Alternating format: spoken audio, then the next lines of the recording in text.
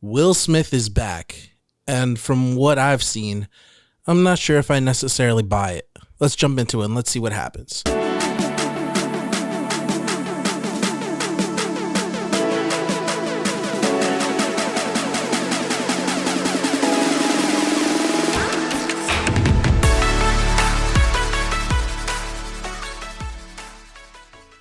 Today we're going to be reacting to Will Smith's apology video. In my opinion, have seen a little bit. I wanted to just at least get a little glimpse of what I'm getting into.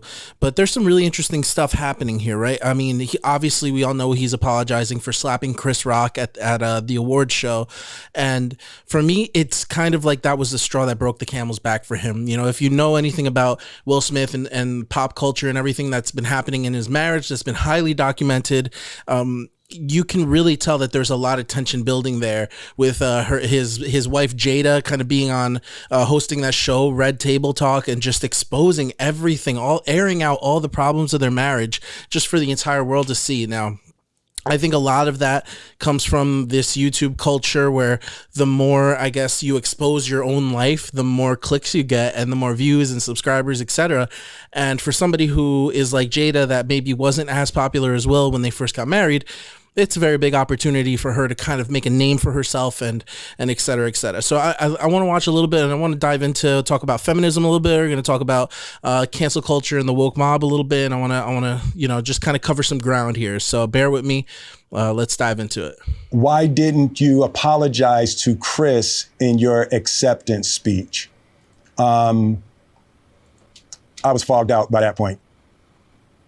It's all fuzzy. I've reached out to Chris, and the message that came back is that he's not ready to talk, and when he is, he will reach out. So I will say to you, Chris, I apologize to you. My behavior was unacceptable, and I'm here whenever you're ready to talk. I want to apologize to Chris's mother. I saw an interview that Chris's mother did, and that was one of the things about that moment. I just didn't realize, and I wasn't thinking, but how many people got hurt in that moment. So I want to apologize to Chris's mother. I want to apologize to Chris's family, specifically Tony Rock. We had a great relationship. Tony Rock was my man, and this is probably irreparable. I spent the last 3 months replaying and understanding the nuances and the complexities of what happened in that moment. And I'm not going to try to unpack all of that right now, but I can say to all of you, there is no part of me that thinks that was the right way to behave in that moment. There's something weird. There's something really weird that happens in Hollywood when somebody gets in trouble. It's almost, it feels like a religion, because now you have to come back to the altar or you have to go back to the priests of the religion, right? And you have to ask for forgiveness. You have to compose yourself, take some time. You have to take sabbatical. You have to step down from your place of authority, and then you have to go and reprimand yourself and kind of rake yourself over the coals and say, well, I need to make sure that I'm in a better headspace, so when I go back to the public, I can apologize correctly. Now, if you're genuinely sorry, I don't see a problem with apologizing, right? The problem here is that I think that Will Smith is at such a level of success and of fame and everything you can imagine that an apology from him seems more like a PR move than it does anything authentic. The most authentic thing I've ever seen Will Smith do was the video where Jada was recording him in their home and he didn't want her to. That was the most authentic thing I've ever seen. Now, don't get me wrong. I'm a huge Will Smith fan. I grew up on Will Smith. Like, I was obsessed with Men in Black when I was a young kid. His presence as a Hollywood movie star shaped and molded me as a person throughout my adolescence, right? He was the definition of cool, but that didn't necessarily mean like you believed that he was that person in real life. I mean, it's really interesting how Hollywood works now, because if anybody does anything out of the ordinary, they have to apologize. Now, this is a unique thing because he is the thing that he did was so out in the open. It was so bombastic. It was wrong, obviously. that of course an apology is in order. The problem is, how do you do it, right? There's kind of no winning for him. It's like if he apologizes on YouTube to his audience, they're going to see it as scripted, just like every other YouTube apology video, right? If he makes a statement, it's detached and he doesn't know who he's really talking to or the effects he's actually had. If he doesn't apologize at all, he'll be judged for that. So he's really tucked into a corner. So it's hard for us to say as onlookers what he can do now. But I will say that there is a lesson to take, and the lesson on that is like, make sure you marry the right person, right? I can't stand seeing Will Smith in a relationship where he gets treated like he's the one that was clout chasing, right? Or like he gets treated like he's the one that married into fame, when it's really the other way around.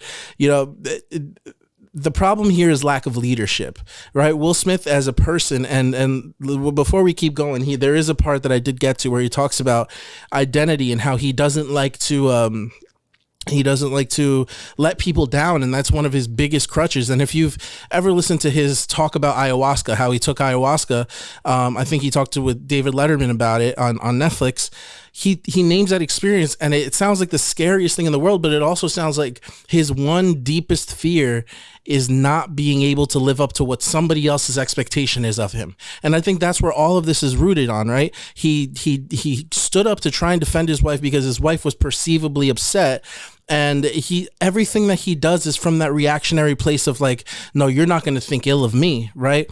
And of course, that would lead to a place where he feels like he needs to do an apology on YouTube, and he feels like he has to do certain things to keep up this appearance, to keep up this image that nobody can keep up anymore, right? Like there's phones everywhere, there's internet everywhere, there's no really hiding your identity anymore. It all comes to light sooner or later, and it's really interesting to see Will Smith in this situation, because it's sad, man. If he were to be able to be self-motivated, and I pray for him to find God, right? Because he's deterred totally from the Christian faith that he was raised in.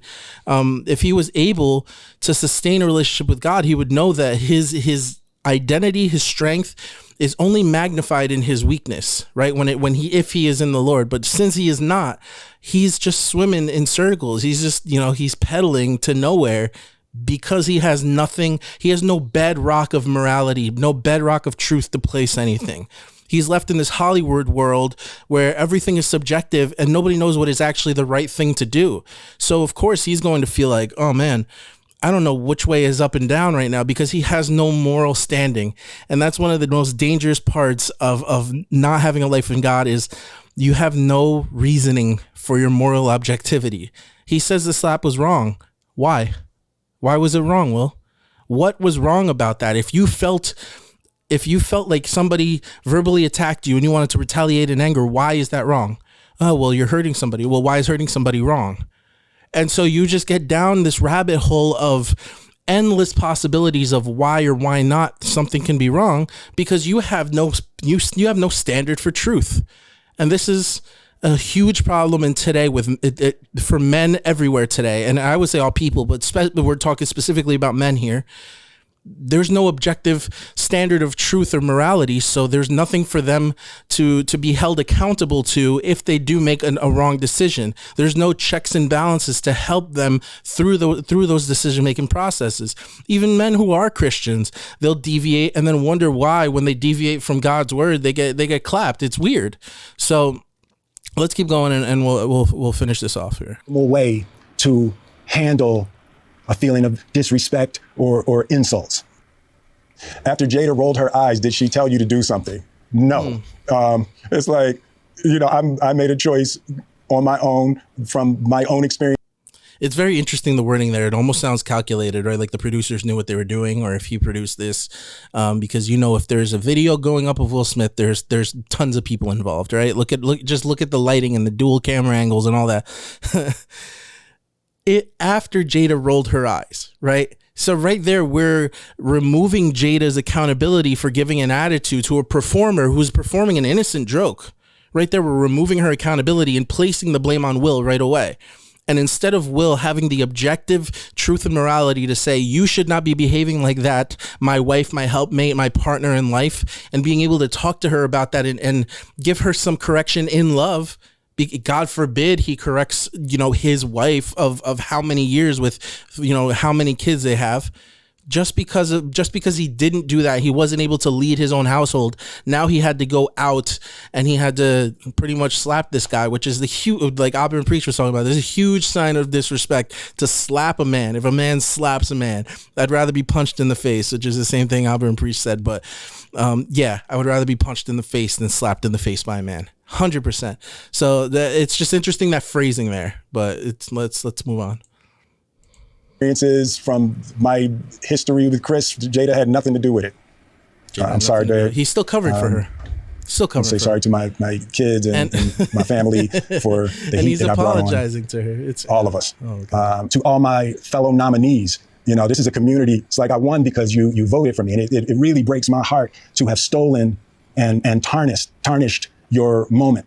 I can still see Questlove's eyes. It happened on Questlove's award, and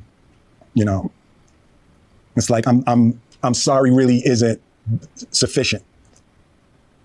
What would you say to the people who looked up to you before the slap, or people who expressed that you let them down? Here we go. That you let them down. So there's two things. One, disappointing people is my central trauma. I hate when I let people down.